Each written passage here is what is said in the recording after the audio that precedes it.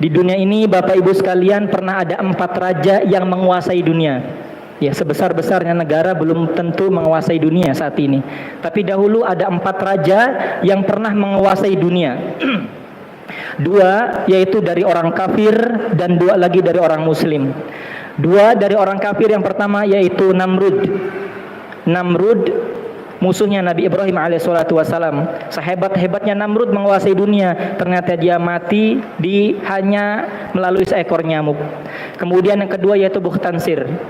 Yang 2 muslim. Pertama yaitu Nabi Sulaiman alaihissalatu wassalam. Karena memang Nabi Sulaiman ini selain menguasai dunia, tentaranya bukan hanya dari manusia, melainkan dari bangsa jin, bahkan dari hewan-hewannya. Bahkan beliau mampu memerintahkan angin melalui izin Allah Subhanahu wa taala. Kemudian yang terakhir yaitu Dzulqarnain. Kisah Dzulqarnain ini kita bisa dapatkan Bapak Ibu rahimakumullah sekalian di dalam surat Al-Kahfi juz ke-16 yang paling bawah tepatnya. Di situ dijelaskan bahkan beliau pun yang mengurung Ya'juj Ma'juj, yang nanti ketika hari kiamat Ya'juj Ma'juj ini akan keluar setelah keluarnya Dajjal laknatullah alaih. Bapak Ibu sekalian, bagaimana kisahnya Dzulqarnain? Dzulqarnain ini seorang raja yang sangat besar kekuasaannya.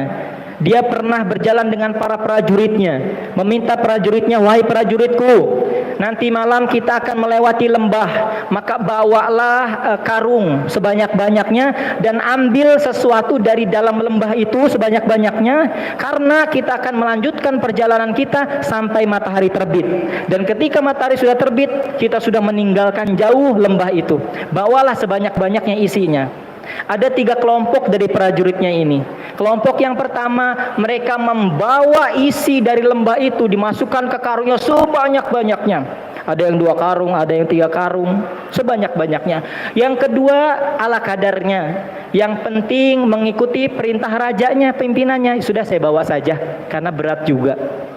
Yang ketiga, tidak bawa sama sekali, dengan alasan ya sudah, nanti saja, karena ini pun sangat berat di perjalanan. Ternyata Bapak Ibu rahimakumullah sekalian, ketika terus melanjutkan perjalanan dan terbitnya fajar, maka Raja Dzulqarnain menyetop semua pasukannya dan meminta kepada pasukannya, wahai pasukanku, bukalah semua apa yang kalian dapatkan dari lembah itu. Ternyata Bapak Ibu rahimakumullah yang dimuliakan Allah Subhanahu wa taala, isinya adalah berlian. Masya Allah. Yang pertama yang membawa sebanyak-banyaknya, dia masih merasa rugi. Andai kata mereka, aku membawa lebih banyak lagi, pasti saya akan lebih untung. Saya tidak merasa penasaran, saya tidak merasa rugi. Padahal sudah bawa sebanyak-banyaknya. Yang kedua, tambah rugi, tambah menangis lagi. Kenapa? Karena membawanya ala kadarnya. Ya sudah, bawa asal saja. Yang ketiga, tidak bawa sama sekali. Itulah orang yang sangat merugi. Menangis pun tidak ada manfaatnya. Bapak Ibu rahimakumullah sekalian, inilah perumpamaan kita di alam dunia ini. Di alam dunia ini Allah memerintahkan, Rasulullah sallallahu alaihi wasallam memerintahkan kepada kita semuanya agar memaksimalkan ketakwaan kita, memaksimalkan ketaatan kita, memperbanyak amal ibadah kita agar kelak tidak menyesal. Ternyata kita, di antara kita yang banyak taat ketakwaannya pun masih merasa rugi. Kenapa? Karena kenikmatan surga yang Allah sediakan itu sangat berlapis-lapis, sangat luar biasa. Bahkan dikatakan dalam hadis Nabi Muhammad SAW, mala ainun ru'at wala udunun sami'at wala khatara fi qalbi bashar.